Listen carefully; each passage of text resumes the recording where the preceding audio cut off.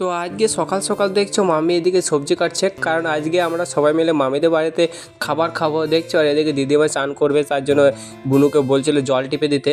আর আমি ওদের থেকে একটু আগেই চান করেছিলাম, আগে বলতে 10:30টার সময়।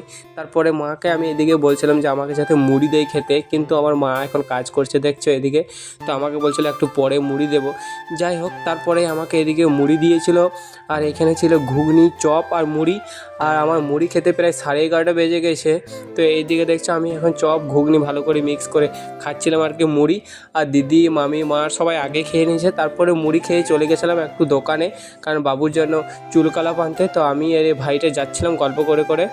দোকান থেকে চলে এসেছে দেখছো, এদিকে আমার বাবু এখন চুল কালাপ করবে, সেই জন্য মাকে বলছিল। আর এই দেখো আমার মা এখন আমার বাবুর মাথায় চুল কালাপ করে দিচ্ছে, যেহেতু বাবুর কীর্তন আছে তাই চুলগুলো প্রচুর পেকে গেছে। আর এদের চুল কালাপ হয়ে গেছিলো, তারপরে মামাদের বাড়ি চলে গেছিলাম। আর এদিকে দেখছো যেগুলো নোংরা হয়েছে সেইগুলো মাসি আর বুনো মিলে ভালো করে পরিষ্কার করছে। যাই হোক, ওদের পরিষ্কার করা শেষ হয়ে গেছে। তারপরে এদিকে দেখছো আর কি আমি খাবার খাচ্ছিলাম। তো এখানে ছিল ডাল, পালং শাকের তরকারি, ধনেপাতা। তো এদিকে আমি খাচ্ছিলাম আর এদিকে বুনোরা সবাই খাচ্ছিল। তো আজকে ছিল এটুকুই ভিডিও। কেমন লেগেছে কমেন্টে বলবে। চলো ভাই।